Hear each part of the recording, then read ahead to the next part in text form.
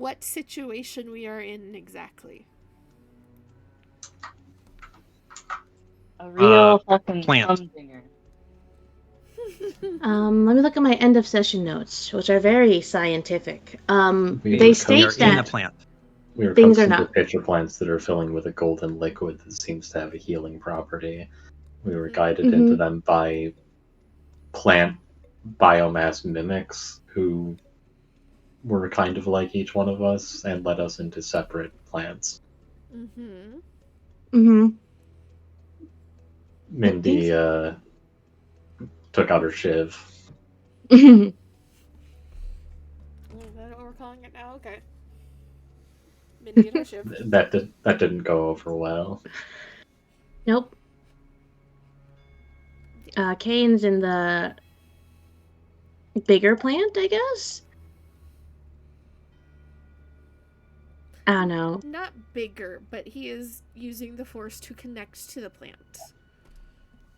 Mm-hmm. He's on the admin computer. Mm-hmm. You can assume that all of these plants are connected to, like, it is one plant, like one root system, a lot of different flowers. And Joe, do you remember the type of stuff that Kane was experiencing? Like overwhelming togetherness, and like a giant organism was kind of a part of all of these different creatures we're seeing. Mm-hmm. And there was some back and forth. There was some you trying to Kane was, I believe, smart enough to figure out that this plant, because it is a plant, does not have the same understanding of things. And there was a language barrier of sorts, you could say. Trying to communicate between the two of you what the plant is doing and wanting and experiencing, and what Kane and the others are doing and wanting and experiencing.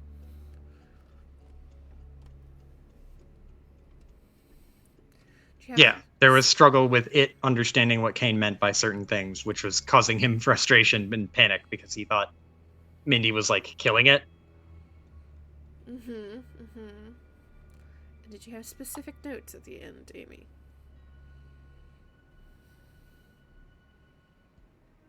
I know that if he tried to tap into plant force as well, and Kane felt like the ocean that he's in like lessens slightly as a plant's attention is divided, so it's less overwhelming. The vines wrapped around everyone are starting to get a little uncomfy, and things are not going well. And of note, the vines did not start wrapping around people until Mindy started freaking the fuck out trying to climb out. And they're pulling Mindy to keep Mindy inside, but they aren't pulling anybody else. They're just tight. Mm-hmm. We're having a good time. So, with that, I'm going to do this really fast. And everybody roll your destiny. Who would you like to nominate to roll a force die for you, Kira? I can roll my force die.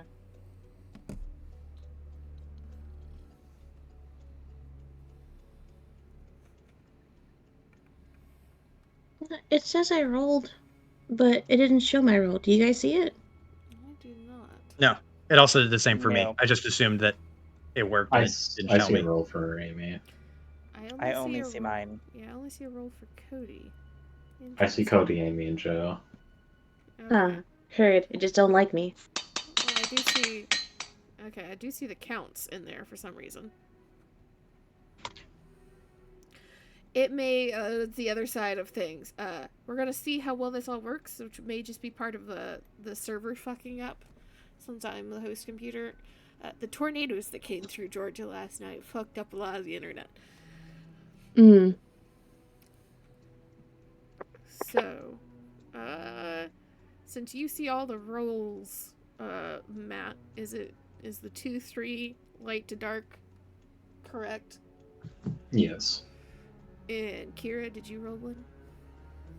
I nominated Matt. Oh. Just roll I another one. cannot roll again. Yeah, just go ahead and roll another one. I can add on top. How do you roll force die? You go to the little roll icon beside public roll. And you tick up the Okay. one.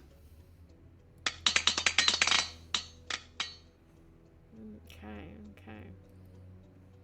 I got you a dark side, Kira. Ain't that just you the always shape of it? wanted. I made this for you. It's not the worst divide I've ever seen. So, I believe Kira wanted to start off with trying to do a leadership role. Is that correct? Yep. Tell me exactly what you're trying to intend to do with this leadership role. So if I remember right, the Kira of the past wanted to try and get everybody to focus and to work together instead of splitting apart and doing a bunch of different things, which it feels like is what the party was headed to, if I remember correctly. Mm-hmm. So it's less of a telling people what to do leadership, and it's more of a come on, focus, teamwork leadership. Okay. So, let me see here. 3. Give me 3 and a black on leadership. All right. Low leadership.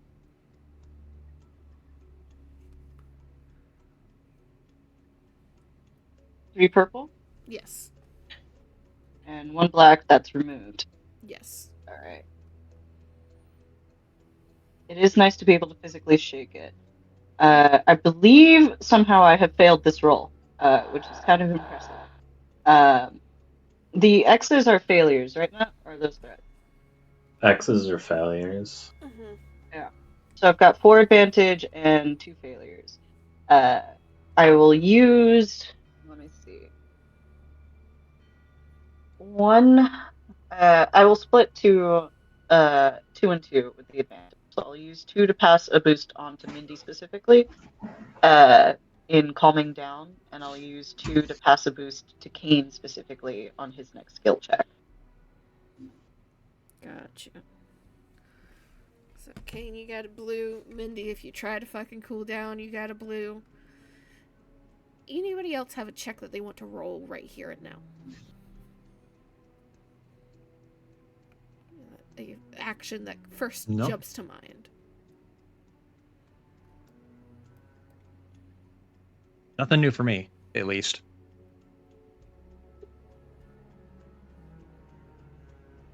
Tia, Raven, Mindy. I know Mindy's just gonna try to keep climbing out. Yeah. Go ahead.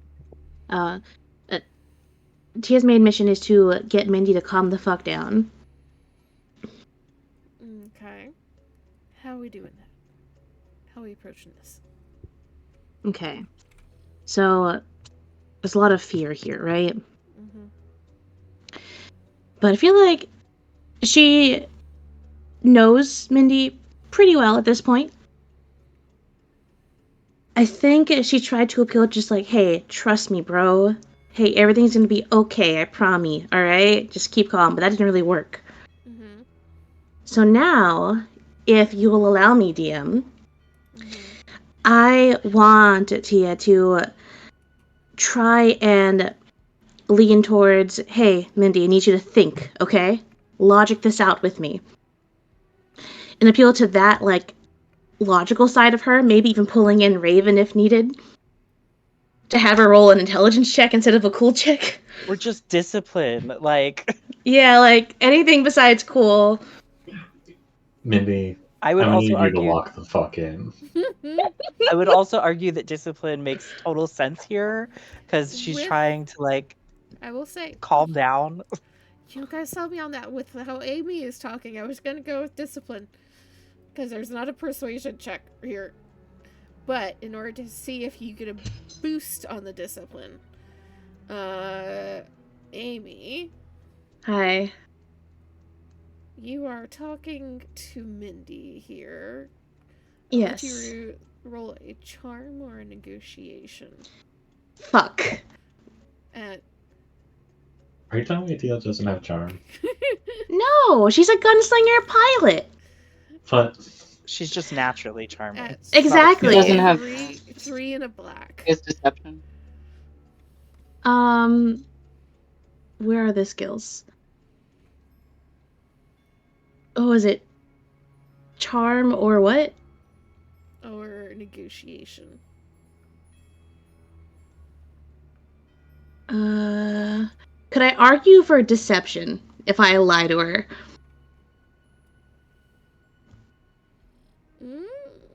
It'll be harder. Mm. You'll be looking at 4 and a black instead of 3. Fuck. Okay, I've got 2 greens in charm and in negotiation, so Just go for it. yeah, I mean I get the blue from Iffy, right? Mm-hmm. Lock the fuck in, team. I see Iffy must coach Tia in the ways of being suave. She's suave, it's just all based on lies. She's not used to being honest. So it was 3 in the black? Mm-hmm. It was charm or negotiation, 4 and a black if you choose deception. Ah, fuck. I don't know how to do the ratios right. Fuck it, we ball, I guess. We're gonna try our fucking bestest here. Alright. Please, Mindy, you don't need to breathe. Bestie! Bestie! Like, yeah. Yeah, I feel like she shifts gears. It's like, alright, Mindy, work with me here. You're a droid. This water, this sap will not affect you because you cannot drown.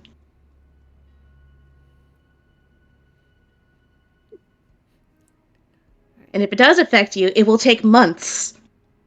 This will give Mindy an extra blue. And however, Tia, you will take 2 strain. As you're starting to freak out a little bit yourself of like, how the fuck do I negotiate with this droid?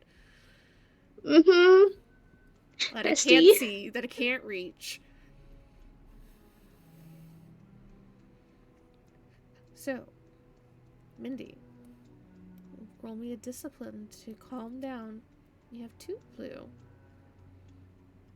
But at this point it is 4 purple and a black.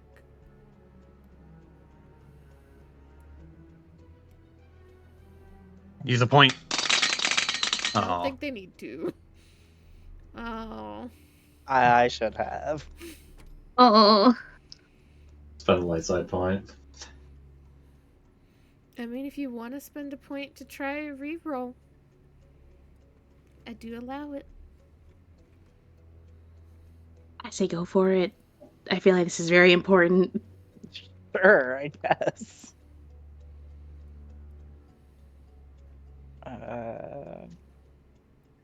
Come on, bestie, work with me.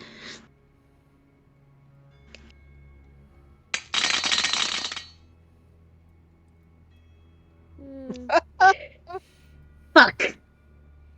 There's still 3 advantages. Yeah, you have advantages. You are hearing the others talking to you, trying to calm you down, and you do hear the logic, and there's some part of your brain that's like, yeah, that's true.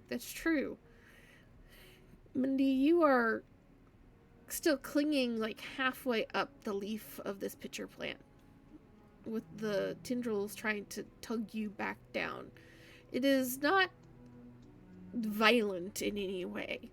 It's not trying to jerk you down. It's just that steady pressure with the vines circling your legs and into the largest connectors.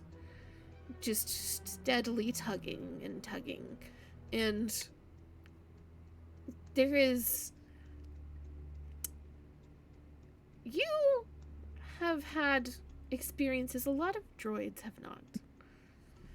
You have been in war zones. You have been in hospitals as they are exploding around you.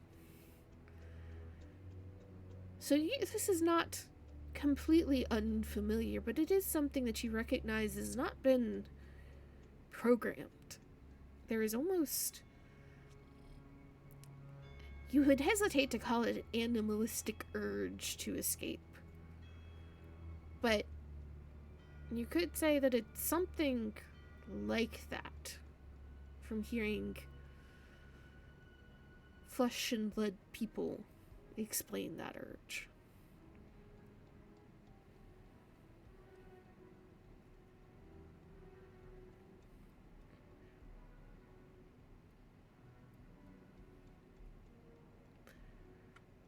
Raven, are you doing anything in particular?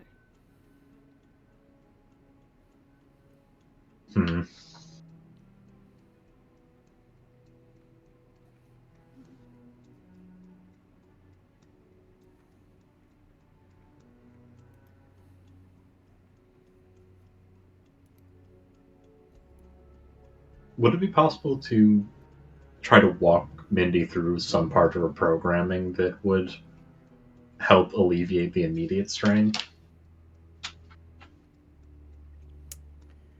They're trying to focus on doing a diagnostic or something. That would be up to Cody. Cody, do you think Mindy would be open to something like that? Yes. Okay. So, Raven. Let me see here. This would be technically a computer's check. Since you're going through the programming. Alright. And this will be... Do you think Raven's tried to talk a droid through something like this before?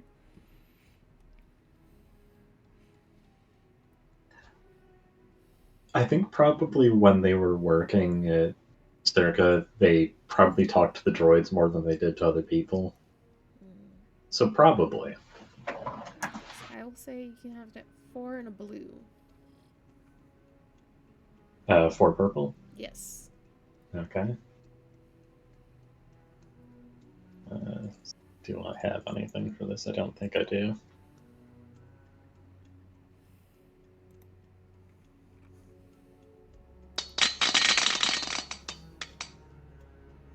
A.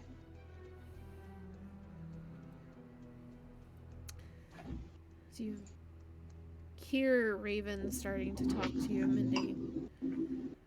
You start listening, and tell me how you're approaching this, Raven.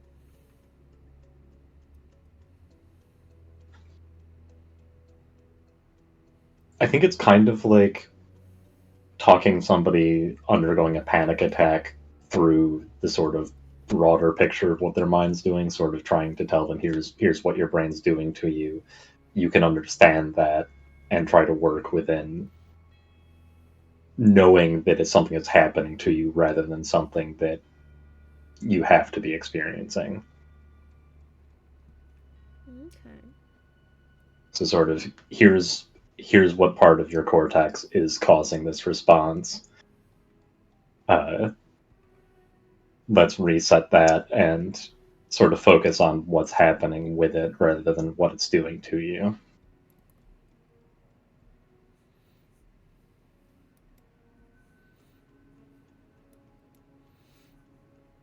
So as Raven is calling out to you, trying to get you to refocus on your programming, refocus on trying to work out this puzzle of coding and programming and what you might dare to call instinct, maybe.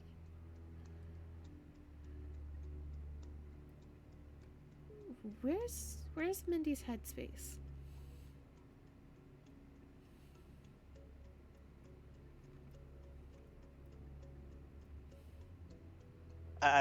I don't know, boss. She's calm. Like, can I say that? Like, I don't give a F about this anymore. Can we roll and move on? I just was trying to do something fun in character, and I feel like it's like gone so far left. So I'm happy to move on. Okay.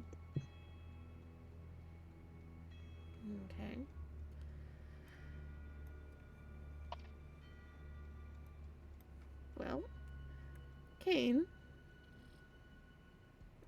Yeah. As you're starting to get this frustrated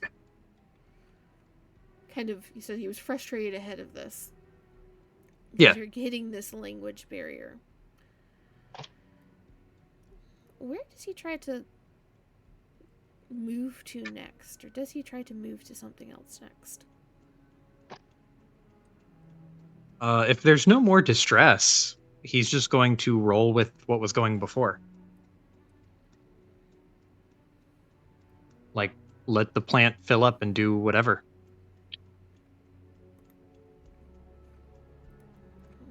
Okay.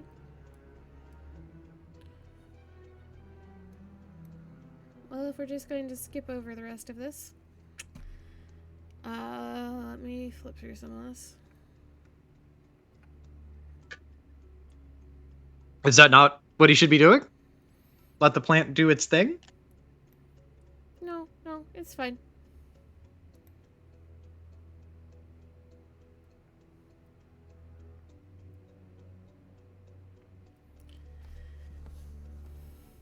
So as Mindy lets the plant pull her back down into the pitcher, and the golden sap continues to raise, it's dense enough that all of you can feel just a little bit of weightlessness as it fills higher and higher. And it gets about a little over halfway. Enough that those of you that were sitting and crouched down kind of stand up out of instinct or let yourself kind of lift a little bit with the sap. And the further up it reaches on all of your bodies, the more it feels nice. There's that tingling sensation that runs over your aches and pains. And for those of you that have visible scars and injuries, as you look towards them, you can see that the smallest ones fade. The kind of middle areas, the hard calluses from years of work or practice or repetition, soften a bit. And even the largest scars seem to lighten, if nothing else. And as you sit there, Kane, you get the little tap at the back of your mind from this plant. And you get the sudden sensation of growing, of light and warmth and just ease, like things are right. And even you, Mindy, in your plant, you can feel almost like you've been through a fresh oil bath. All of the gears and rotators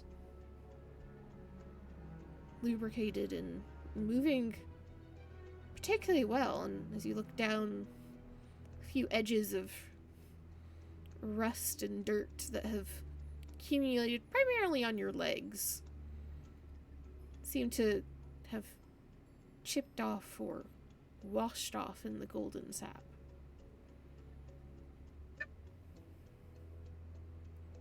And EotE, roll me, and Tia as well.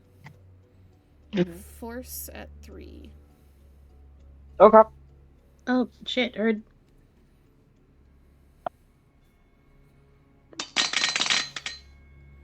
Three. About what I Purple? expected. Yes, 3 purple. That's 1 advantage. Perfectly balanced. I got 1 threat. So, if you're feeling too good to like really give a shit at the moment. You don't got nothing to you. But you do get that sense of growth, Kane.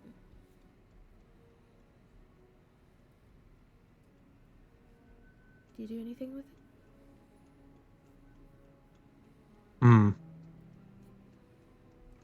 You know,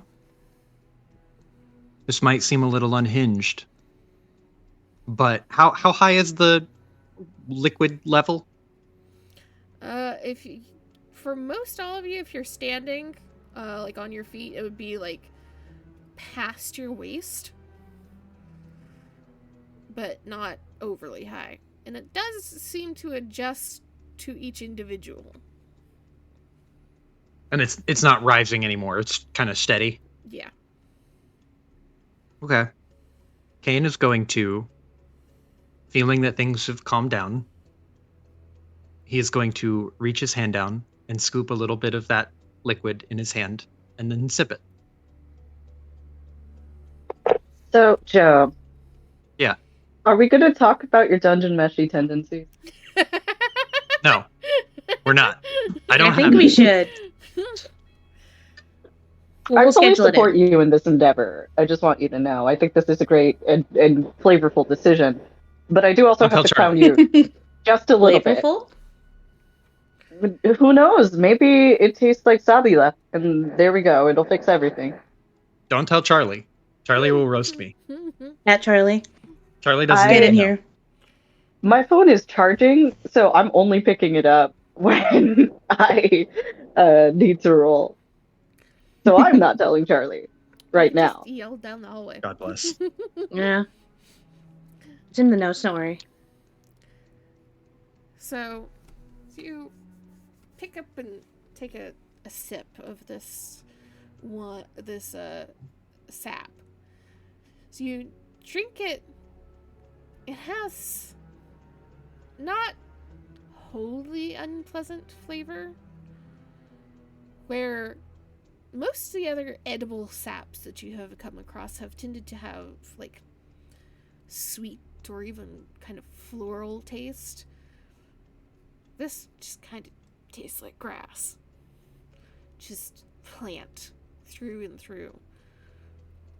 But as it slips down your throat and settles into your stomach, you can feel the coolness, like you've just drank ice water after being out in the sun all day. And it sits kind of heavy in your stomach. And it doesn't seem to improve your hydration at all. You're still as thirsty as you were before, just feeling like you just ate a mouthful of honey.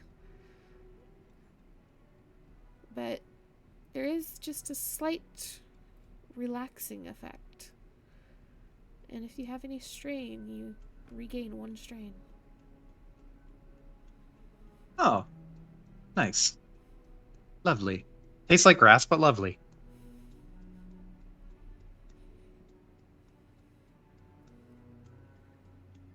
And after a moment, the plant again kind of reaches out and taps at the back of your consciousness. And you once again feel that warmth, that sensation of growth and spreading.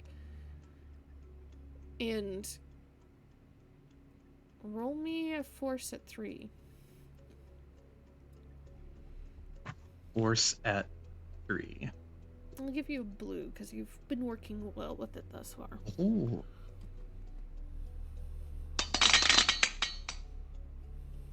Wow, that is unfortunate. can get a sense that there's something else it's trying to convey, but it's not quite figuring out how to convey it properly. Almost like there's a garbled sensation following the feeling of growth.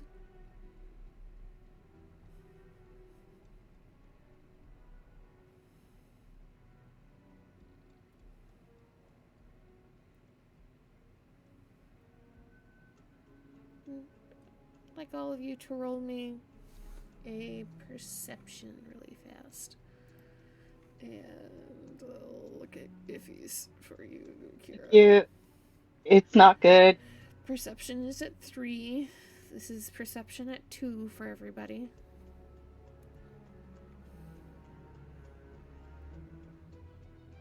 Difficulty 2? Yes. And I have 3 greens? Yes. Thank you. That is... It's 2 advantage on failure. Honestly, I wouldn't expect anything else from Iffy right now. Iffy's having a good time. Oh, poor Mindy. Only 1 green. That's like 90% of her skills. Oh no.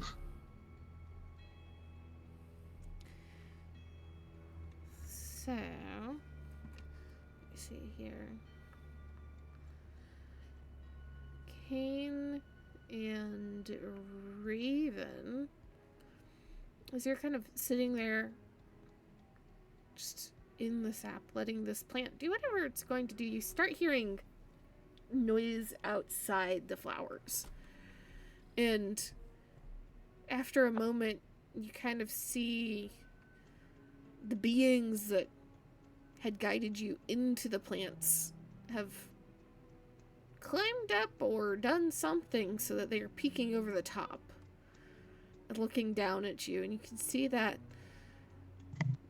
kind of glowing inner vine inside the face is directed at you like it is looking at you.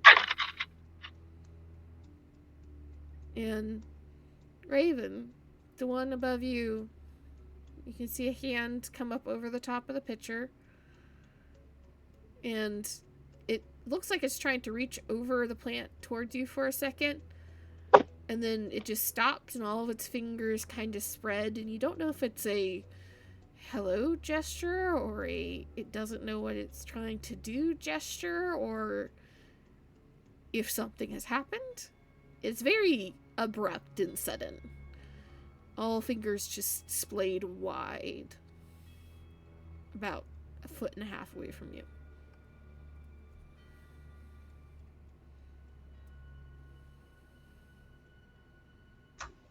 Is within reaching distance.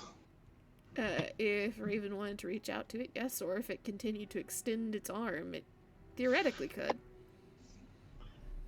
Yeah, Raven will reach out and interlock fingers with his hand. You see, as soon as you do, the fingers close down around your hand and start to grow. The vines and roots wrapping around the wrist and the arm. And it's not tight, it's not squeezing, it's not pulling. It seems to be probing and exploring as it grows the length of your arm, past your elbow, up your upper arm. And slowly but surely, one by one, these beings pop over the top of each one of your flowers and reach out towards you.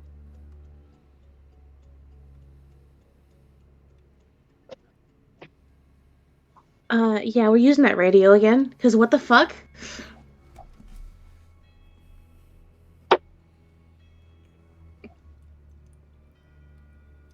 Kane's just gonna let it play out, man. In for a penny, in for a pound. Nothing bad has happened yet. We use credits here, sir. What are you saying on the radio? I think she'll see this because it's like the top of the plant above us, right? Mm-hmm. Okay. No, she will turn on the radio to everyone, just like, all right, hi there. So what are we doing about our little friends above us? I'm just asking, just to know.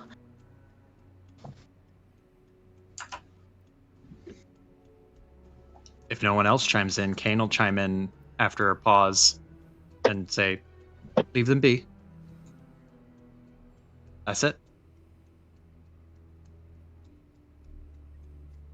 Right, so just ignore them. Right?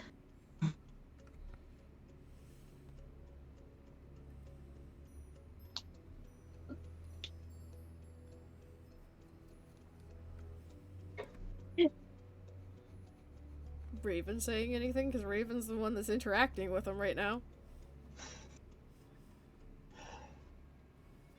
So, like, are we ignoring them?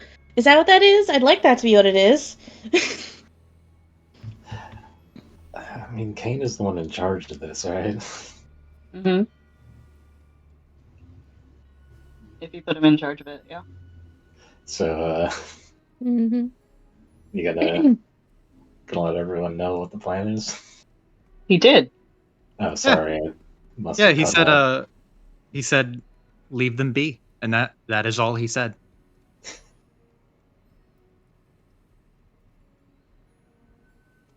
Until something happens, Kane is literally just gonna like lay back and let this plant do its thing. Whatever it's doing, it's doing something. It's just gonna let it cook. Mm-hmm. Kane has the benefit of, like, I don't think it's mean, because I can have kind of a conversation with it. Mm-hmm. Mm-hmm. Yeah, other members of the party not so lucky. But T just say with the radio, like, oh, so we're just ignoring it, right?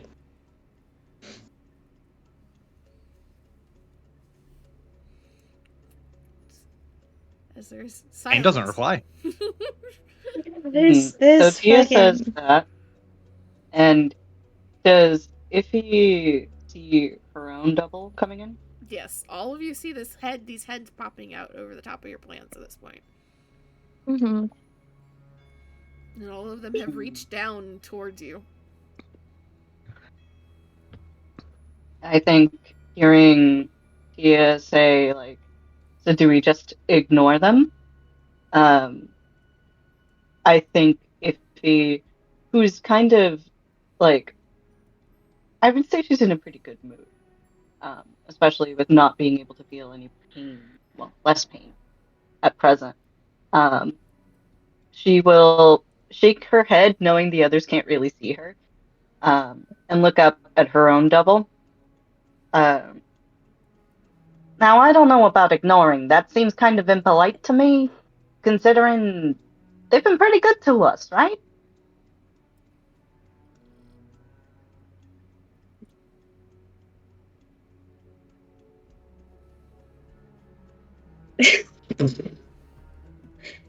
They have? No, of course they have.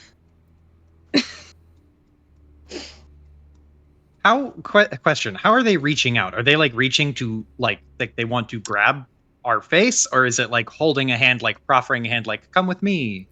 It is reaching to whatever is closest, whether that be face, arm, elbow, whatever. Whatever is closest with how you imagine your character kind of sitting and vibing in the flower. And when they get about a foot to a foot and a half away, they stop, but it is like full flat palm splayed fingers, like they are trying to put like a handprint on a wall, but it's facing you. Okay. Yeah.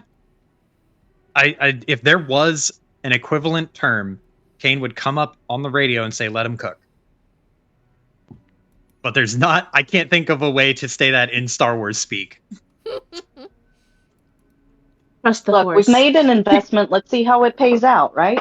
I mean, I've been in pain for, God, I don't know, weeks now? This is the first time I'm not really feeling it as much. Eh, even if it's just because of that, I'm willing to see where this goes.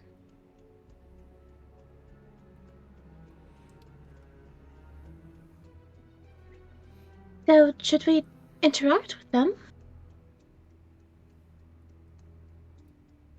And they're reaching out for us, right? Yes. Or they're reaching towards If you. he will reach out with her good hand. She'll nod. Those were Kane's orders, right? As you reach Well- out, Iffy, Sorry. and in much the same way as with Raven, it closes its fingers or vines or whatever this odd amalgamation of plant structure is around your hand, and the vines start to grow up along your arm. Go ahead, Tia. Tia was just gonna be sarcastic for a second. You can be sarcastic. Fuck, I forgot how I was gonna phrase it. Just like something along the lines of just like, well, technically, there weren't much to the orders. He just said let them be.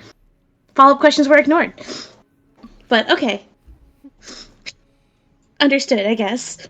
Kane will come back over the radio and say, "Trust them. Do what feels right."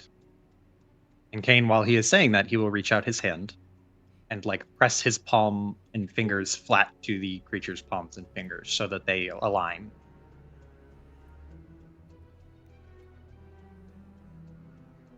Just trust them, he says. They haven't hurt us. They haven't. They've only, in fact, healed us. Okay. Beat of silence from Tia for a second. She comes back onto the radio. Alright. Though I do hope you realize what you're asking me to do. But I'll do it. She's just gonna close her eyes and hold her hand out. Just Asking vaguely her in its direction, or do you actually try to put your hand against theirs? Against it, I guess. She doesn't really want to do this. She doesn't want to trust it, but fuck it. I guess that's what we're doing. She's going out on a fucking limb here.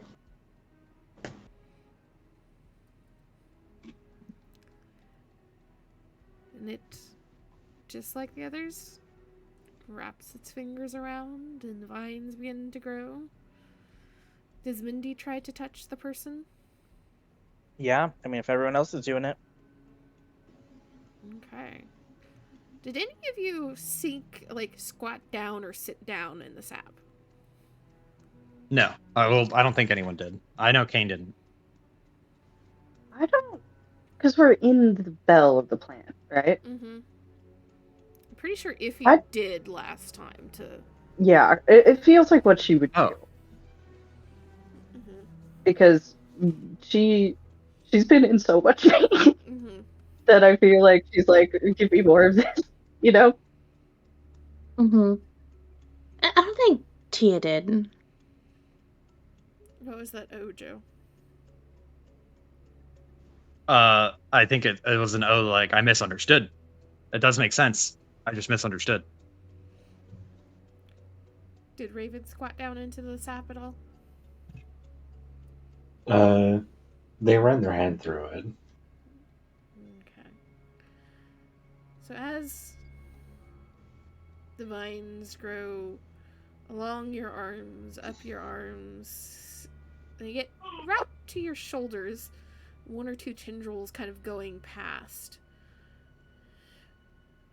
Those of you that have armor on your arms, whether it be gauntlets like Kane might have, or like arm guards like Tia might have. The vines take a moment to kind of poke and prod and even snake under the armor, seemingly exploring this thing that it knows is different, is separate. And for Mindy and Raven, the vines grow around the patterns of the cybernetics, or the mechanical portions of your arms, falling into almost like a vine growing on a brick house, falling into the patterns between the bricks, is falling into the patterns between the metal pieces. A few smaller tendrils sneaking down, but not diving deep. Seemingly just following the build, at least from the outside. As it goes up and over your arms, it pokes and prods at there's a special name for it. What's the shoulder thing? Pauldron? Pauldron. Mm-hmm. That you have, Kane. And again, kind of goes under and finds the places where there are straps and belts that secure it. And doesn't push it, doesn't move it.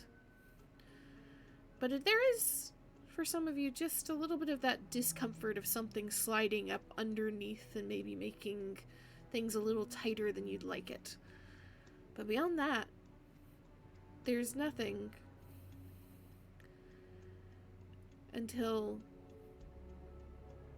there is a sudden, not tightening, but firming of the vines.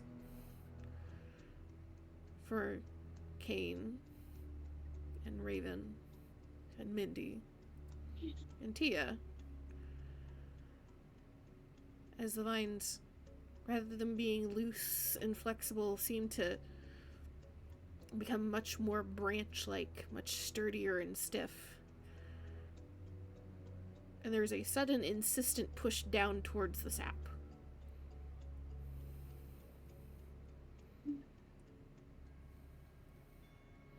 Holding your arm straight.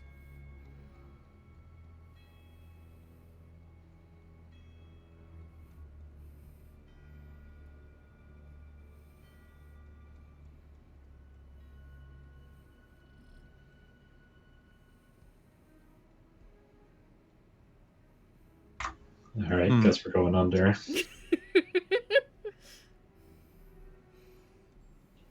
I mean, I said he's all in. He's moving, he's going with the flow.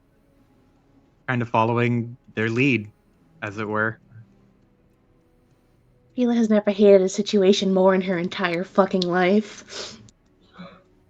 But, fuck it, sure.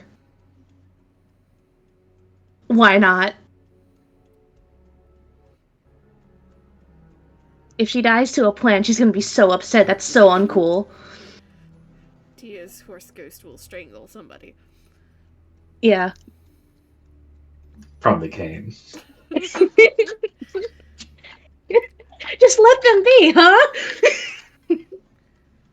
There's that insistent push and push and push down, and effectively the plant dunks all of you.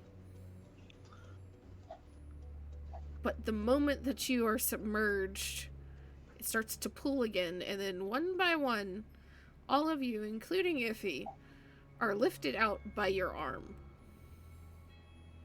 Again, Which arm? whichever one they have tangled. Ah. Not the most comfortable thing by any means. But you are lifted up and out and over the edge of the pedal. And all of you can roll me a perception check at 2 purple again.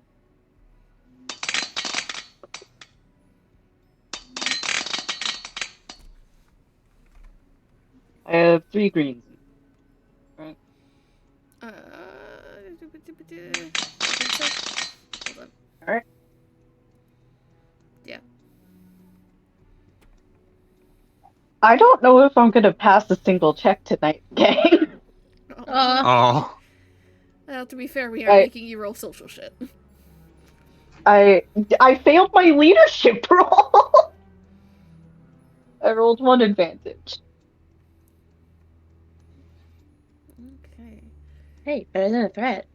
Tia and Kane, as you're being pulled out, the sap still kind of clinging to all of you like film, dripping off slowly. Both of you happen to take a glance back towards the plant, and you can see in the sap as you are lifted out and over it, there's odd kind of body shape left floating inside the sap where you just were.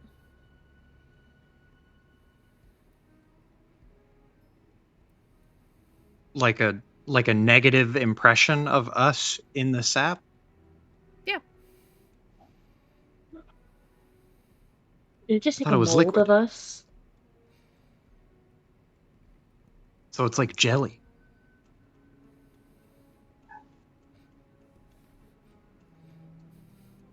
But you're all lifted out by these plant creatures, and you see that they have grown taller. Their lower limbs stretched to hugely disproportionate lengths to stand over the top of the plant. And as you all are lifted out one by one, they take you and place you on the ground, not necessarily gently, but at least in the right direction.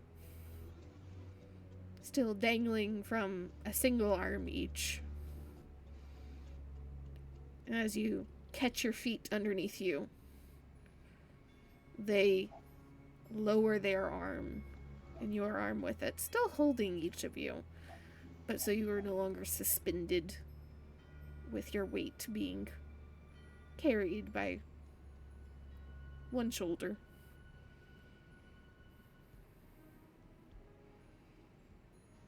And Iffy, as you land, the other hand of the one in front of you starts reaching very, not quickly, but confidently almost, towards your other arm. I think that in spite of, the progress of the day, when the figure does that, it can flinch. Just because she's so anticipating the pain, Mm-hmm. But if it continues after that, I think she'll try and take a breath and she'll look up at the figure. Be careful, okay? Real gentle, like. There's no response, it just keeps reaching for your arm.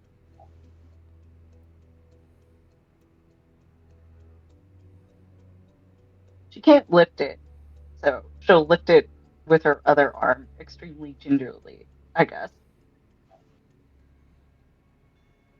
And as you let it take your arm, there's a moment where you're still kind of in that tingly, half-numb sensation, but you feel just a tweak of discomfort underneath it as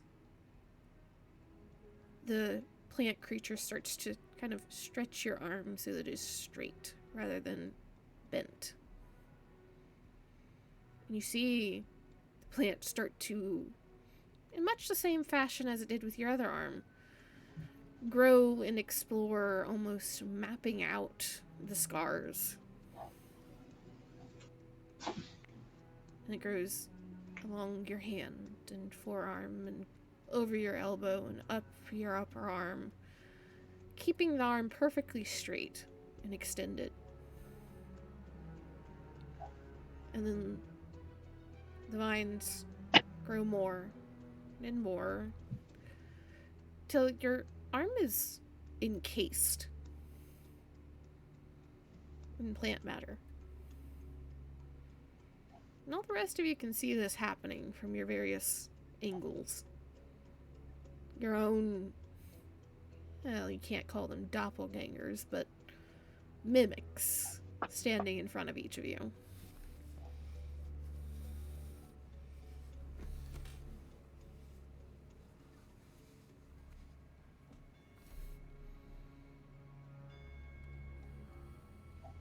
Is it only happening to Iffy? The Yes. arm encasing thing? Yes. Okay.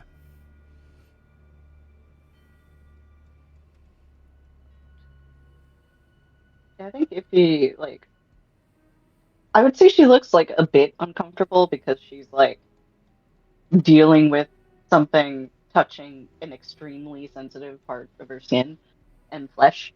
And I imagine there's like a lot of wincing and stuff, but I don't think she's pulling away. You know? Mm-hmm. After a moment, as your arm is fully encased, fingertip all the way up to shoulder, the vines multiplying and weaving together, and leaves seeming to grow and sprout and cover. It stands still, and as you watch it, the plant matter darkens until it's not quite bark, but close to it. Seems to cover the outer bit. And it steps away, lines breaking off and leaving you with a cast question mark?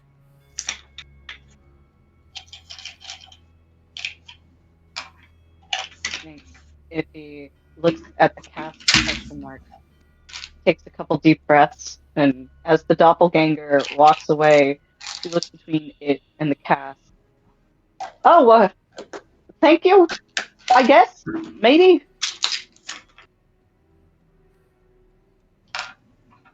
It's awkward and uncomfortable because, again, your arm is now perfectly straight by your side and kind of pulling a little bit with the weight of the extra material. But there is a odd, cool sensation that you're able to get. It's not numb. You can feel the discomfort starting to slowly come back from where the sap is starting to dry. But your arm, you swear it's almost like it's dipped in cool water.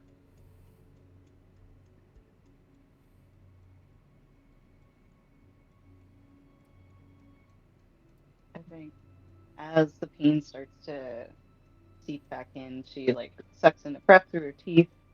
But the cool sensation helps, and she's trying to keep herself focused on that. And she looks around at the others, and flashes a smile at them. Hey, I told you camping wasn't all bad, right?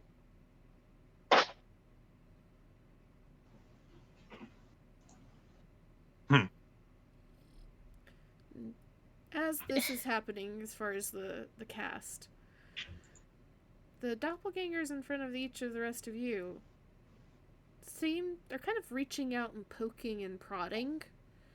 The vines aren't growing, but every hard shape, hard angle, the corner of a chest plate, the line of a utility belt, line of a boot, they're inspecting.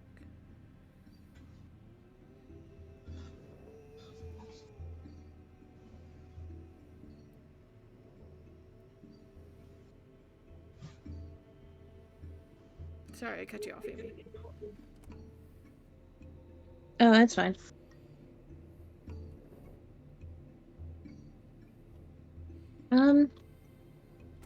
I feel like there's no words, but if he says Cavi's not that bad, there's just a look.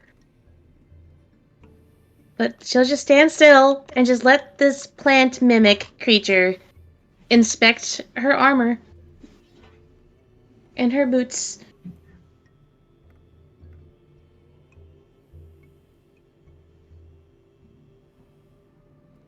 I think the most disconcerting one is, unfortunately for Mindy, as if I recall your new token art correctly, Cody, Mindy has a nice glass shield over her face.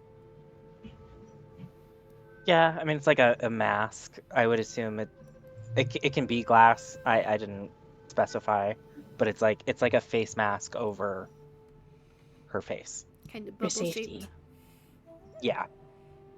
You see that one in front of you, little tendrils extend and kind of run over side to side the bubble. But after it's done that 2, maybe 3 times, it moves on. Tia, your hat is lifted off your head by about an inch as it is inspected. For it to drop back down on your head, not in the right spot, but kinda. You will fix it. It's very important.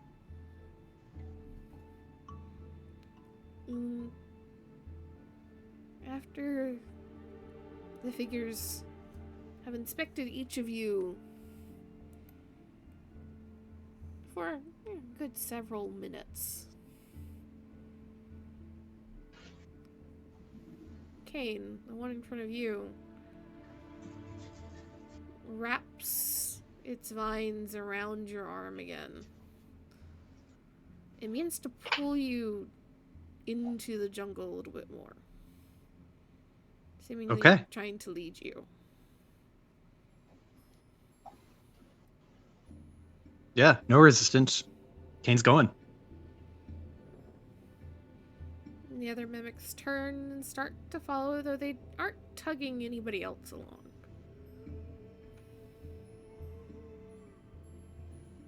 Do the rest of you follow, or are the rest of you recovering mentally?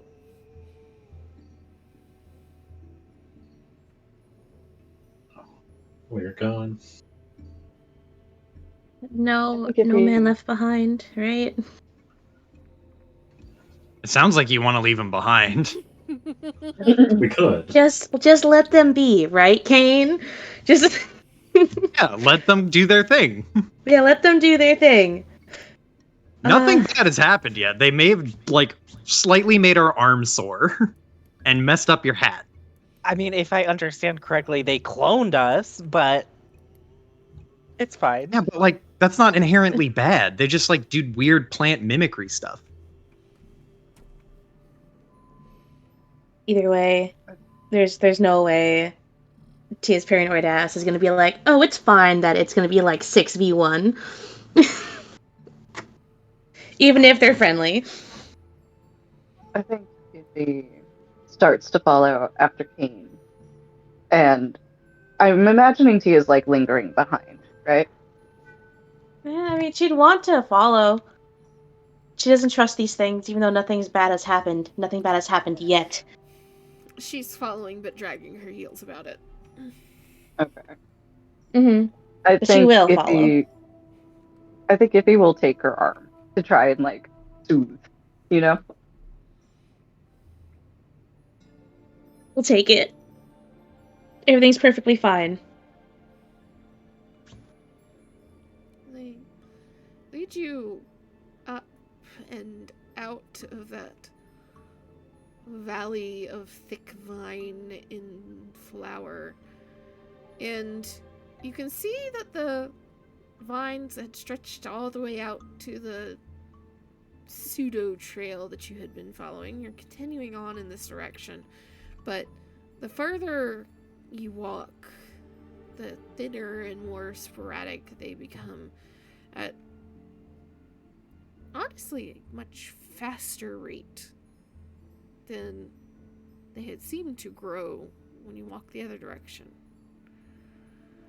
And the further you walk, the more each of you begin to notice signs of, well, people. Kind of. As you begin to notice stones and rocks that definitely not natural. You realize they're disturbed pavers,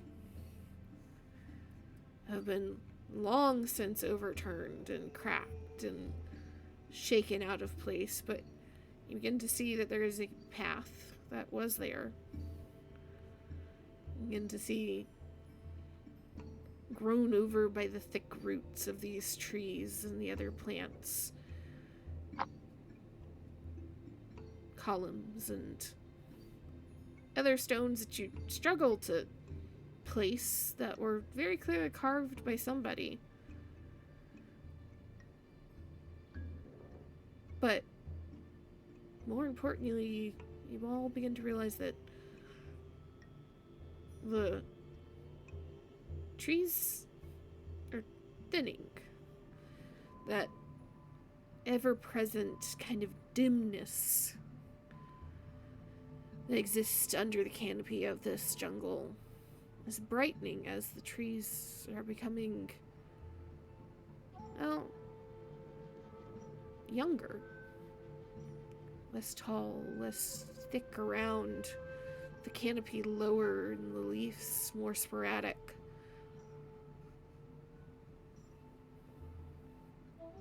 Until, Kane, you're the first one to reach it. You break through the edge of the jungle to a clearing. And it doesn't take you more than half a second to realize it's not natural. There's not a single tree or stump or plant even growing for at least a mile.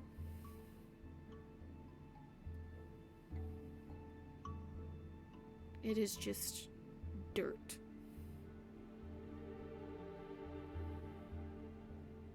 Wait, so it's like a wasteland? Yeah.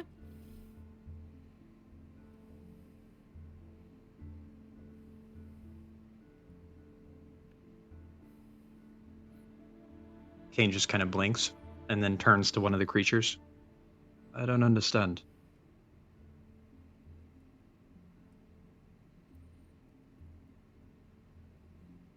And the creature that was tugging you along is just standing beside you.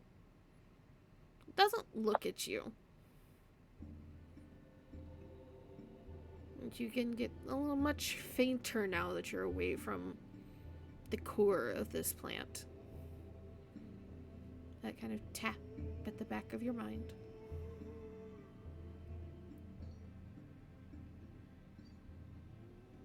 And each one of you comes up behind, and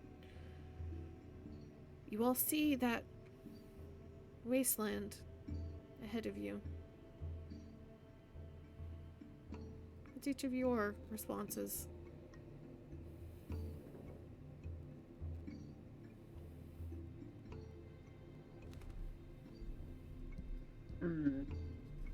I think if he looks between Kane and Tia, who I imagine like that's where she is, in marching order, tilts her head.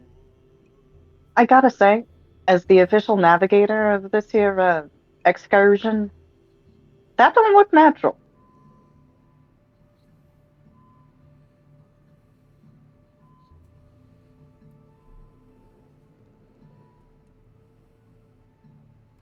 I'm assuming that this isn't something that just happens, right?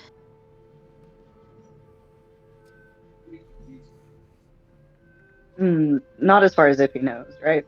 No, not as far as Iffy knows, not as far as Mindy knows. Because Mindy also would have some knowledge of plant stuff in vague general. I think Iffy shakes her head. Not as far as I've seen.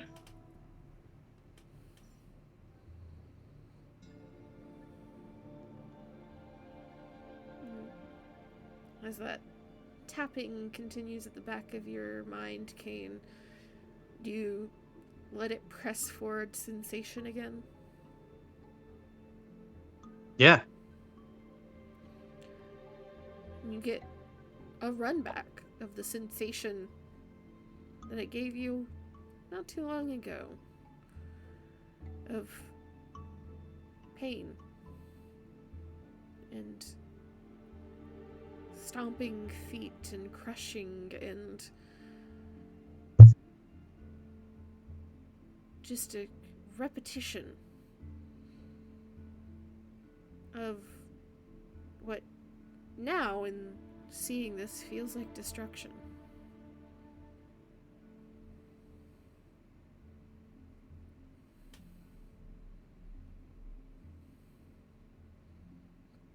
Can he tell what is causing the destruction? Is he like able to tell like, oh, it's stomping of booted feet or fire from a exhaust or something? Or is it just crushing and death and pain? I will take a knowledge check. Education or lore or warfare, xenology. What's the difficulty? It's going to be 3 in the black. Well, yeah, that's what I expected. It just feels like destruction to you. You do get a pattern when you feel the feet that feels not unlike what marching feels like.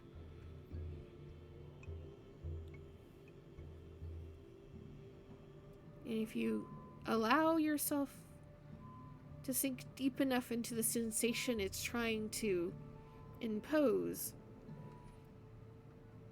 I will let you get a little bit more for 2 strain. Sure. Fuck it. Can I get even more if I use the last hero point and more and 2 strain? No. How much more can I get? No? No. Oh. That would have been See, funny, though. Sink more into the feeling, trying to figure out what it's trying to tell you, trying to explain to you. You feel burning. White, hot flame just covering every inch of you, and you have that instinct to recoil away from the heat, even though there's some small part of your mind that knows it's not happening to you. It's just the sensation being applied. But you feel that burning, and then you feel, well, Joe, you've been in the South, but I don't know if you've been far enough south to feel this. You ever, in like July or August, opened the door and just been hit by the heat? Oh yeah. At one point I was working in Alabama in September, actually. Like working outdoors. You get hit by that just like immediate wool blanket of heat, and it just kind of sucks everything out of you. That's the sensation that follows immediately after the burning. And it takes your breath After the away. burning.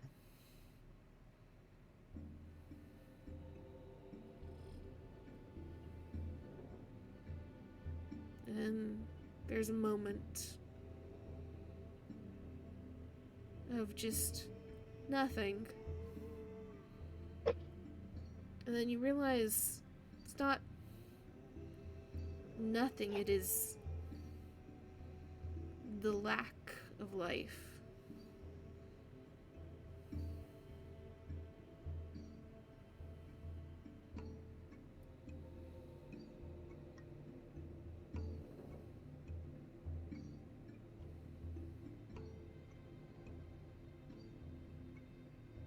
I don't know what to do with this. Mindy, Raven, either one of you want to try and do anything? As Joe's cooking? I mean, if Kane was braining out loud, like, Mindy would also be curious and just try to think about what can be the cause.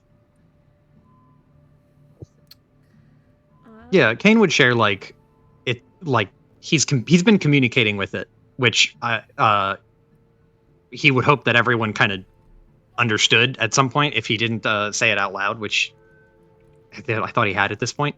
But he would be very like not as descriptive, but he would explain like something happened here, destruction, stomping, heat, fire. It was hurt.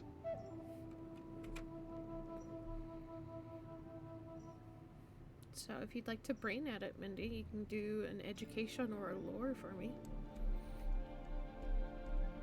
It'll be 3 purple and a black. Can I try as well? Yep.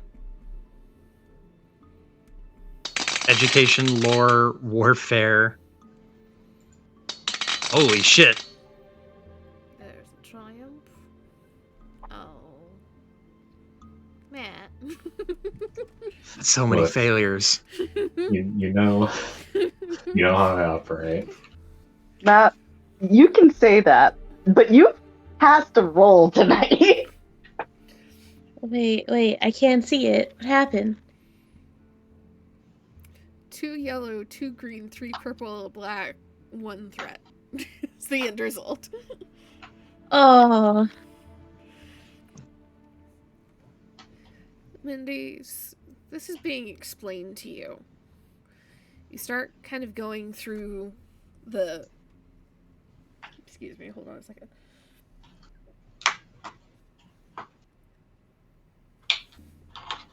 Trying very hard not to sneeze into the microphone. As you are... This is being explained to you. You kind of start going through the facts. All the facts that you cataloged away about this planet in the research ahead of time, things you learned at the research camp. Start trying to put the puzzle pieces together. And you realize it is not out of the question that it's trying to convey sensations it felt during the Mandalorian War here. They were quite large in number at the time, and are known to fight with fire.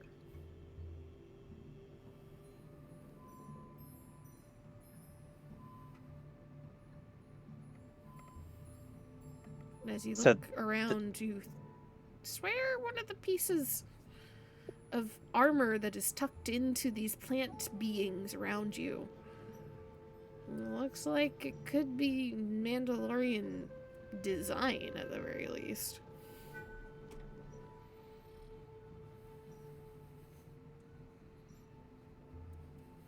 So the Mandos just torched the place?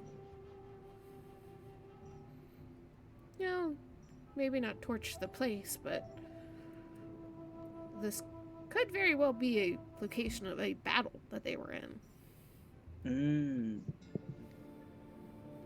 She will share that with everyone, her thoughts. We will frown. You know, I never understood people who burn down things like forests in the middle of a war. I mean, I guess it's unavoidable, but she will put her hands, well, her good hand on her hip, look around. This sort of stuff is a treasure for everybody, you know?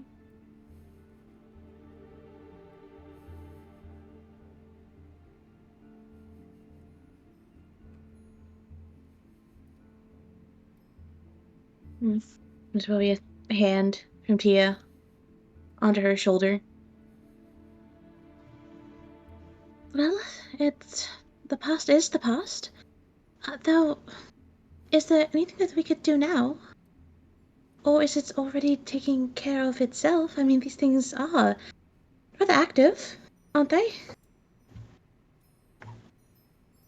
Kane has a kind of focused look on his face, and his eyes just kind of scan the ground for a second, not really looking or anything, just kind of thinking. And he is going to take a seat, like crisscross his legs and sit, and he is going to meditate to try and really focus, because he wants to talk about some complicated thoughts with this fucking plant, and the language barrier is irritating him. So he is going to dedicate his whole body, put his whole ass into it, and hopefully have a fucking conversation. His whole cussy? No! Godspeed. May the force be with you, brother. I'm sorry, Joe. I'm sorry. I had to. Listen. You had to. Also say while Kane is going at it from the force, the brainiacs can also be doing some brainy shit. Can I talk at my plant? You can talk at it, yes. I just want to talk at it. Okay. If you're talking at it and like gesticulating and such, because I imagine Iffy is a hand talker. Oh, 100%. Like, she's lost, like, at least 30% of her speech capabilities. It faces Iffy, and there is no indication that it understands Iffy, but on occasion, there's a hand gesture that it slowly mimics at, like, a third speed. There's a lot of them.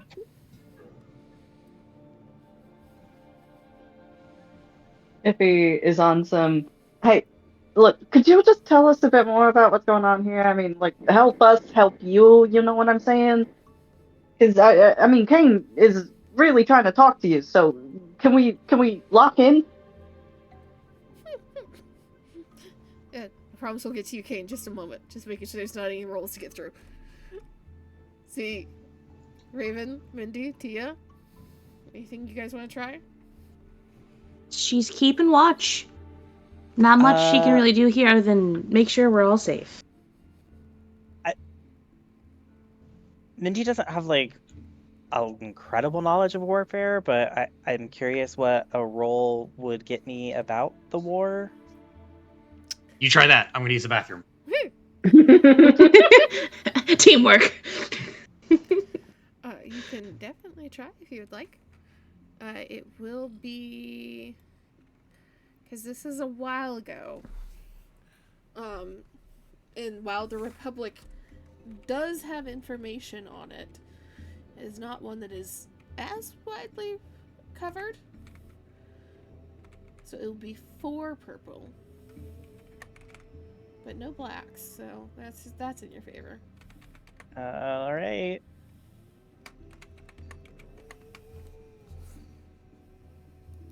Passing the blue to Raven as she starts discussing the war. I don't know if Raven would know enough about the war to do warfare. They do have it. You can do other things that you think might be in character. What about, like, machines that would be used in the war? Yeah, they're loadouts. Yeah. Like, is Raven a, like, military tech nerd? Is that my tie-in?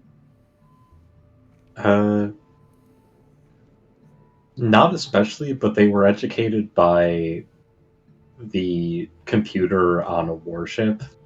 Mhm. So, kinda, by default.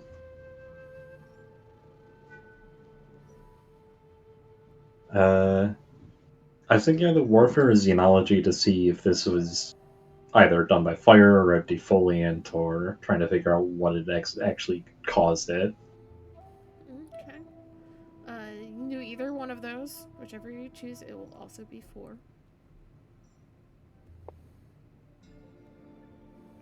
Alright, try xenology and see what happened there.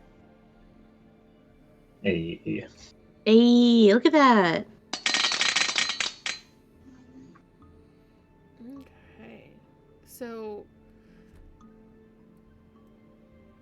for Raven, for this being xenology, you know that the fastest way to clear an area, and especially to clear it so consistently and evenly in this big of an area, would be fire. So you can't be 100% certain, but you are close to it in thinking that at least the initial destruction was fire, and just the trampling of anything that might have been left, since Kane did mention that there was that sensation of stomping or marching or feet of some sort, just crushing new growth underneath it. But the Mandalorian Wars are nearly 300 years ago at this point. And you are aware of just how quickly dense forests and jungles would grow. So, just the fact that it burned down shouldn't mean that it was still blank like this. So there's something else.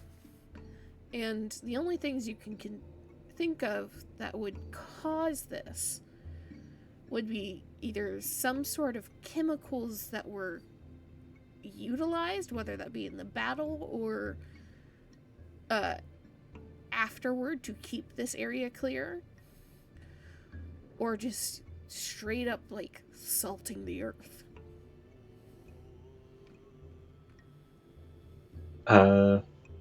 Would they be able to dig a little to look for signs of anything like that, to see what's happened to the soil?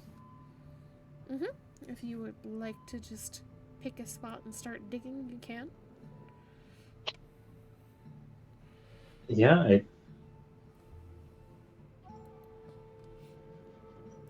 Do we have a Joe back?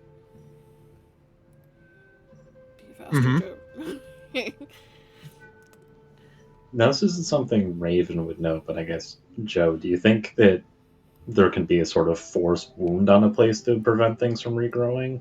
If it was that keenly felt, because it seems like the plant life being intelligent would mean that, and being connected to the force would mean that a mass deforestation would be pretty traumatic.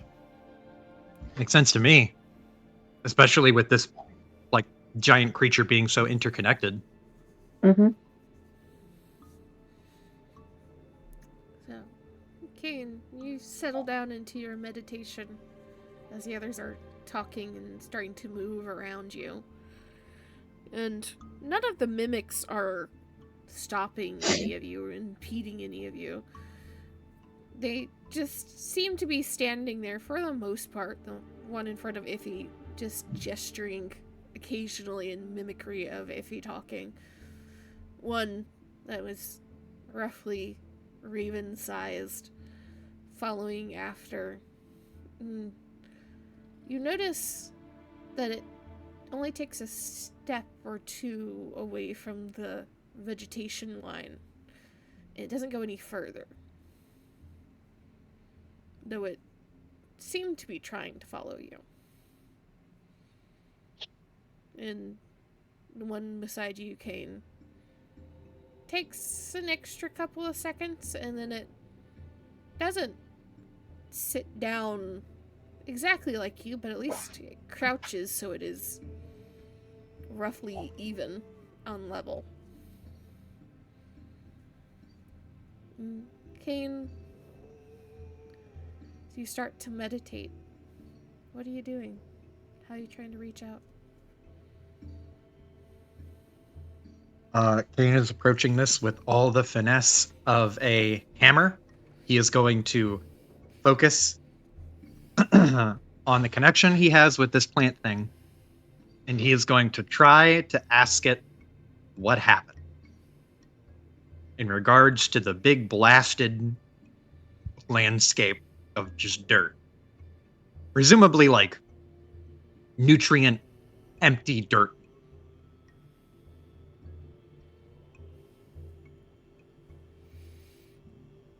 Let's see here. I'm gonna take this. Roll me a force. 1 red, 2 purple. Does it help at all that Mindy and Raven have sort of figured out what happened to kind of guide his questioning? Yeah, this is separate. This is a different thing. Okay. I'm gonna spend another light side point, and I'm gonna upgrade my check too. Z, are you gonna upgrade? No. How far can we take this? Bada boom! Wow! Give me everything. Double triumphs. Give me it all. Dang. Dang, Damn, dang, dang. If the plan's got a diary, hand it over. Mhm. As you focus and lean full tilt into this, your eyes closed, your hands resting on your knees, you again get that sensation of being surrounded. Drift in perhaps not an ocean now. It's quieter, it's smaller this far from the pitcher flowers. But it is like floating in a lake all the same. And as you come in trying to lean full tilt into your confusion and your insistence on words, you suddenly feel like you have been wrapped with a vine with a tendril around the waist, and you are pulled under the surface of the water, fully into sensation, fully into experience. Again, there is no sight, but there is everything else. There is fire and yelling and explosions and the percussive force of various machine weapons and machines falling, and you can feel not just yourself, but everything you are connected to in pain, trying to shrivel away, trying to shrink away, and not being able to, or not being able to do it fast enough. You feel and taste blood covering you. It almost drowns your senses. And the moment that it begins to become too much again, there is that heat and fire burning it away and burning you. You feel hundreds of feet marching and running back and forth, lifting into the air, coming back down, landing with the full force of all of your weight, or all of whatever it is weight, with armor and weaponry and everything else. The crush of weapons and vehicles of war, knocking things over and running them into the ground. And you realize that you are feeling from the perspective of plants and those that might be adjacent to plants. A full-out battle. And over all of the pain and the discomfort and the death, you feel confusion. These plants didn't know what was going on, why this was here, who any of these people were, what any of these things were. Yes, fire happened. They knew what heat was, but it was something that was always quenched with rain. And even with rain here, they don't go out. The heat isn't washed away. Then you feel the swelling of energy and that urge to survive, to grow, to spread, as the plant lashes out and tries to respond, to protect itself, to push back. And again, it is met with heat and ripping and tearing and weight and stomping and marching as the plant tried to defend itself. But whoever it was up against pushed it back. The weapons of war, more than this plant was truly capable of dealing with, at least in that number.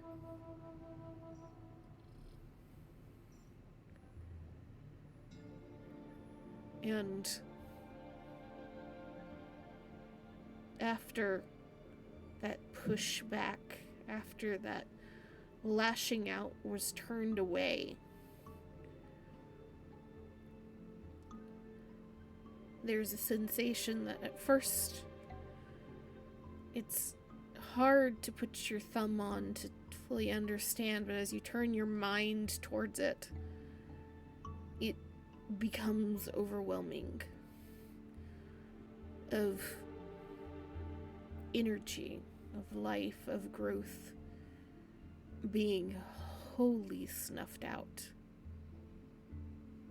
leaving it cold and empty and nothing.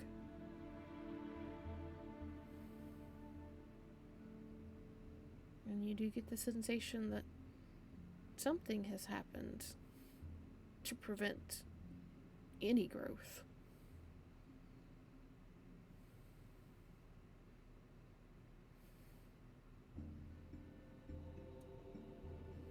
And only once you have felt that lack, almost like being cut off from the force itself, and you have almost begun to feel like you're suffocating from it, are you released back up to the surface of the water, that consciousness.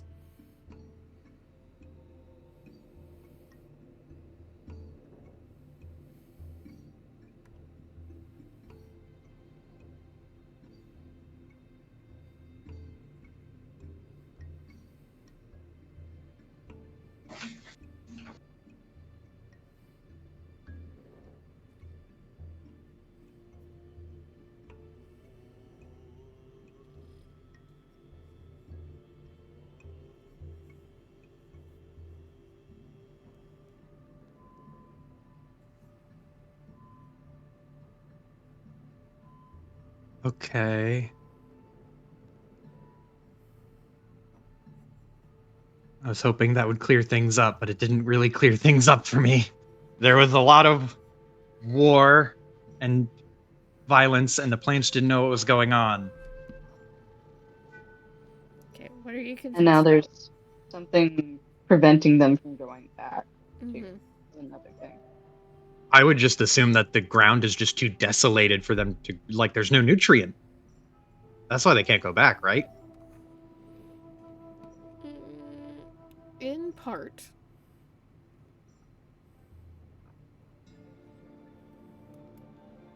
There's Maybe this is like hold on. Okay. Apparently I'm not explaining things well. They essentially did assault Earth of some sort. Yeah. I got that. Like, so whoever was here, whatever force was here, was like full scorched earth tactics, like just raise everything. Mm-hmm. In part because the plants tried to fight back. So they did something to prevent plants from growing in this area again, right? Mm-hmm.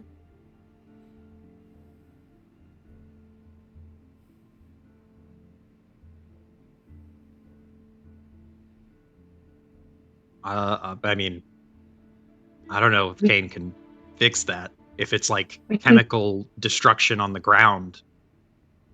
But we can take a sample of the Earth here, maybe, and bring it back to the research people. Mm-hmm. And they might be able Does to Kane- help. And we do have our brains with us, too. That's a good plan. Does Kane feel anything?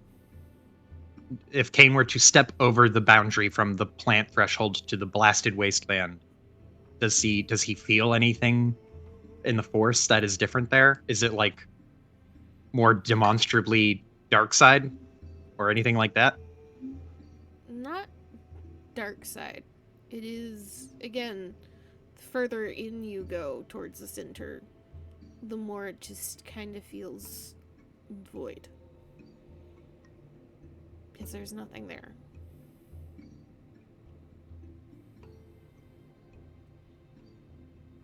Okay. Then take a sample of dirt.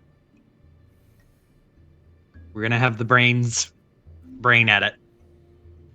Either here or the NPC brains we have back at camp, who don't necessarily like us, but would probably be sympathetic to helping the I don't plant think life they here. dislike us. And if anything, I feel like They're like neutral towards us, but we could probably persuade them. Like, this is a good cause. They'd be down with that, probably. yeah, and it gives them, like brain food. Feed the nerds. Yeah. Project.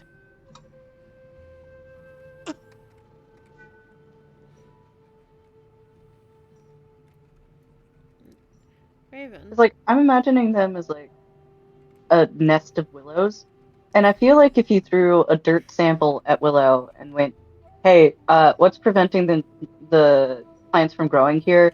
She'd be like, "Oh, neat, a puzzle, enrichment." Mm-hmm. I hate that you're not wrong. Feed the nerds. Raven. So you're digging up some samples. Roll me. Go to that little. Actually, you should just be able to type it in. Roll me a d20 really fast. What's the syntax for it? Is it slash roll? I think so. /R, yeah. /R1D20.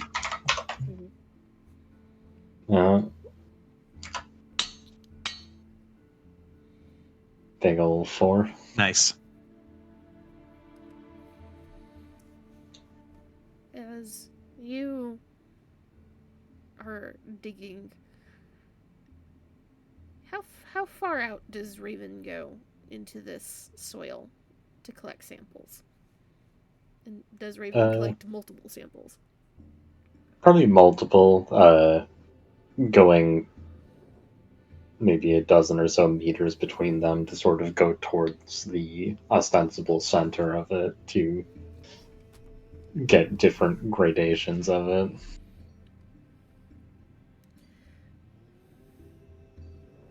As you get further out and more into the open, you do notice that the soil, dirt, seems to be less compacted.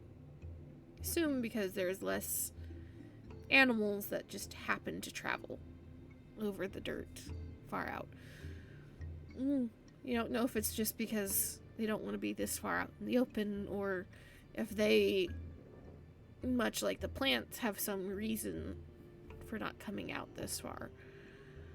But as you go further out, about, 5 samples in or so, your little digging implement tinks against something hard in the dirt. Is it unexploded ordnance? No. Looney No? Tunes moment. Is it a metal plaque that says, "I prepared explosive runes today"? Do you go digging for more to see what you've hit? Yes. You dig a little deeper in. You find that it's a single piece of metal. As you kind of brush it off, you realize it's at least the remnants of about 75% of a metal arm guard.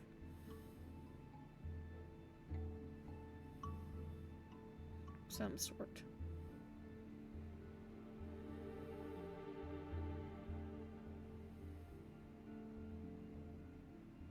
As you pick it up and examine it, roll me mechanics or warfare at 3.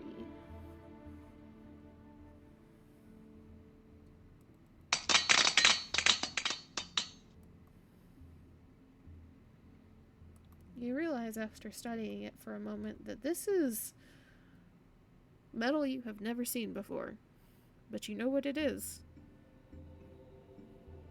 You found a singular, almost complete Beskar arm guard.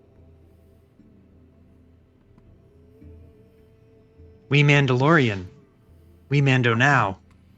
Oh, we will get jumped if we wear that, though. Yes, you will. That's so The cool. safer thing, the safer thing to do is to probably give it back to Hayne and be like, "Hey, I don't know what this is. I don't want to get jumped though." Do we even like Hayne? The Do relationship you is so want to piss off the confusing. Mandos even more? We could just not talk to them anymore. That is an Right? They're option. kind of What if we just They're kind ghost of- them? they're important in the war, though. Yeah, but she's such a she has so much baggage. What if we just didn't talk to her anymore? We could avoid so many problems if we just didn't talk to her anymore. You see, here's the We thing, could keep right? the best star. What if we just ran away from our problems? Yeah, Tia would get behind this. So would Kane, right?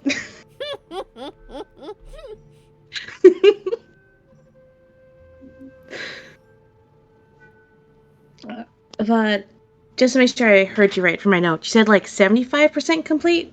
Yeah, roughly. There is some damage on it. Okay. You assume it got busted and broken and whatever likely killed the Mandalorian that was wearing it. Does Beskar rust? No. Okay. It's fancy. It's fancy. It's got a lot of interesting properties. Oh my god.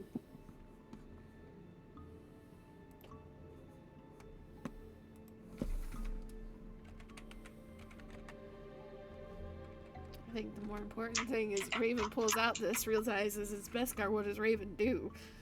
Mm-hmm.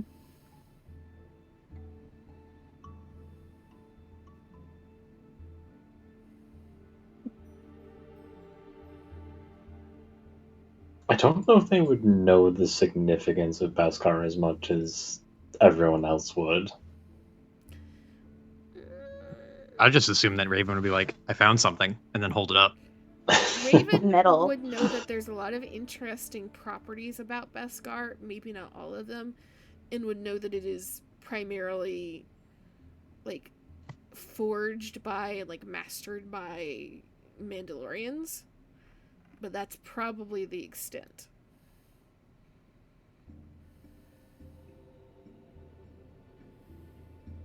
Yeah, we'll let everyone know they found something. And Iffy is the one who probably recognizes and assesses the significance of the find. Yeah. Oh, metal. Cool. And it would be much the same as Raven for Tia. Iffy would be much more intimately aware of the importance of Beskar. Kane would be somewhere Middle in of the between. road? Yeah, somewhere in between. Yeah. Because He would at least recognize it, right? yeah, he would know that is Mandalorian armor and weapons, and that's what makes Mandalorians a fucking pain in the ass if you're a Jedi. Mm-hmm. I think if he sees it and her eyes go wide and she looks at Raven, who I imagine is still holding it, and she walks up to them. Hey, Raven. You don't need that for any experiments or nothing, right?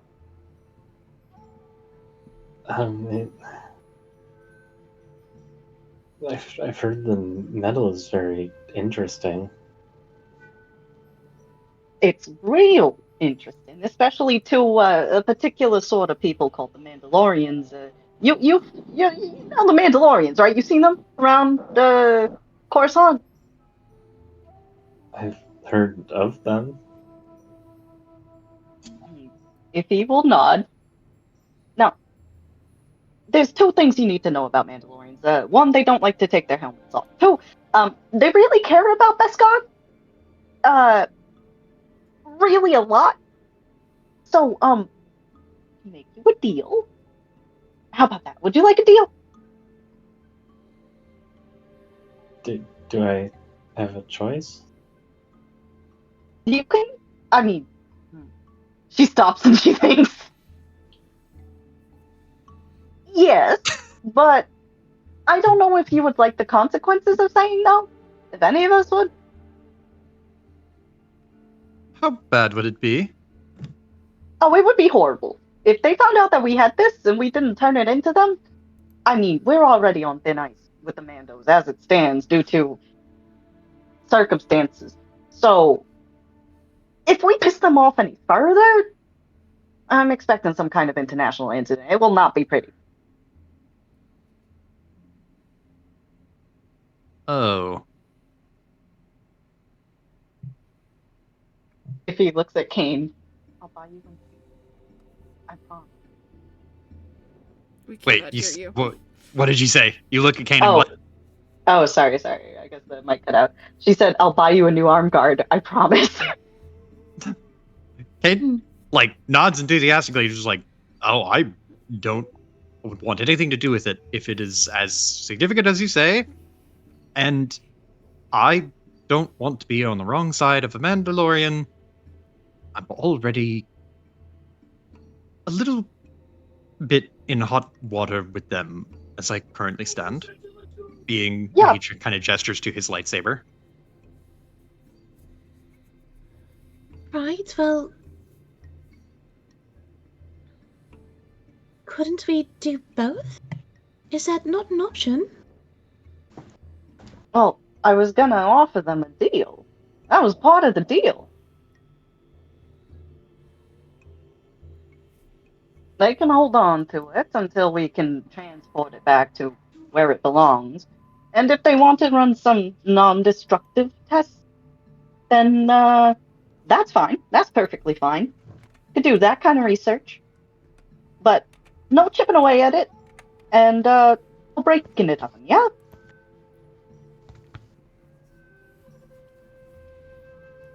Oh, okay. They look What a little did disappointed. Hmm. Scanning the battlefield. Will that be smaller bits and pieces? If there's any Beskar here, it should go to Mandalore. Is it really that big of a deal if it's just a small piece? It is part of the religion. If he will nod, it's that important. I mean, this would be like, she stops to think for a second, and then she looks at Kane. Do Mary Owens have this equivalent? It would be like, how would you feel if you saw somebody walking around with Mary Owens tattoos, you know? He kind of scrunches his face. Like, he's never had to actually consider the thought, but the idea of someone, like, taking a signifier, a cultural signifier of the Mirialans and decorating themselves with it would be, like, it does leave a bad taste in his mouth. It is a very poignant, like, note that hits home with him. Nose scrunch. Both the Mary Ellens immediately like, ew. I see. Yeah. Oh. Okay.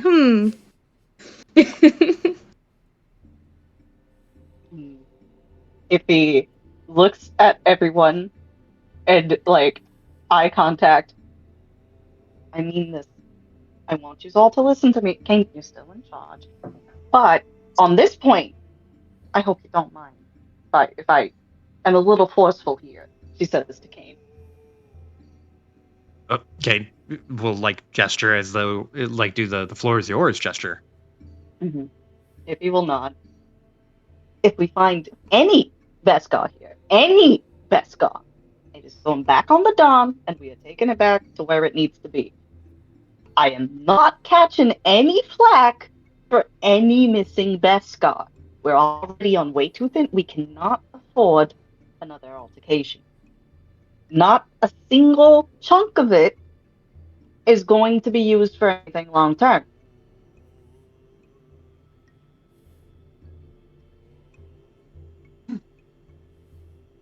Understood. She'll nod. And she'll look at the incomplete arm guard. Just a little gesture towards it.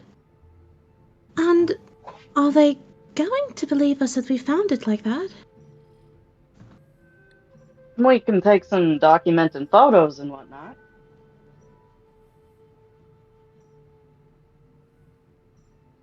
Besides, from what I understand, and actually, Z, let me pitch this to you before I have Iffy say it.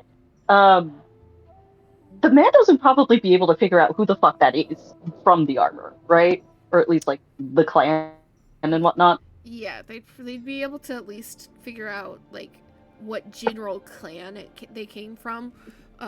The only way they'd be able to identify a person would likely be if there is a chest guard or a helmet that is found. But other pieces would have some signifiers of clans. If you will not, they got their own records for this sort of stuff. So they see the patterns, they'll figure it out. I'm sure they know that a bunch of people were here at some point.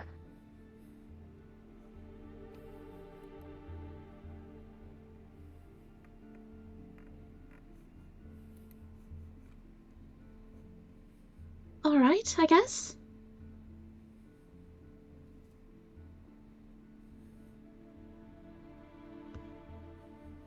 If he looks around at the crew, everybody on the same page? Kane will nod. Like, whenever they make eye contact, he'll nod.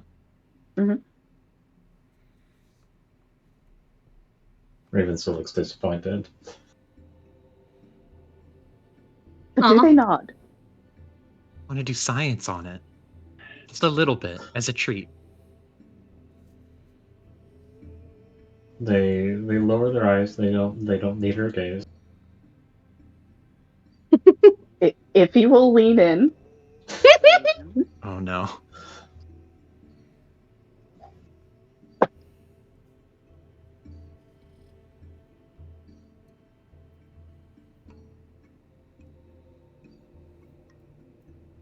Is Raven short? Yeah. If Oh, no. he's leaning over, and she has to like tilt her upper body somewhat to do it.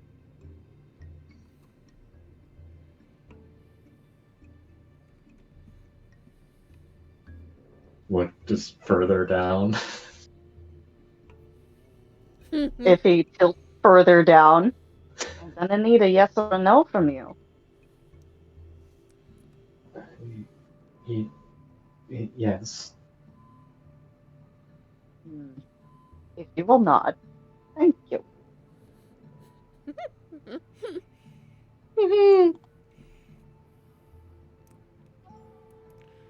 Gonna hop over, skip over, pat on the back for Raven. But cheer up, Jitterbug. I'm sure we'll find something even more interesting for you to experiment on. Like, remember those trees you were mentioning? How they're mostly metal and have some sort of iron, something strong in them, right? Yes, they were causing interference because there's so much of a ferrous quality. And if you think about it, that's more interesting to study because, well, no one really knows about it. And no one will shoot you for looking into it. That is also true, probably, but no one really knows about it. You would be one of the first people to look into it.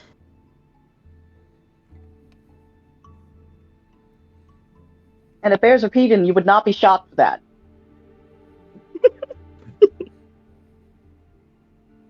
Oh, I'm okay. We can look into that.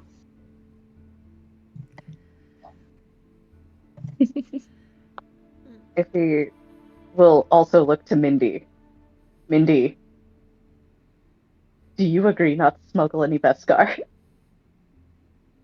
Yeah. I mean, smuggling is bad. See, I feel like that's more subjective and an opinion. Like, 9 times out of 10, if he would disagree with you. My friend, But you've joined she's the wrong on. crew. She's on. The way I see this is like Isabella after Dragon Age 2, where she's like already stolen a priceless artifact, and she's like, oh god, oh no, I do not want that smoke.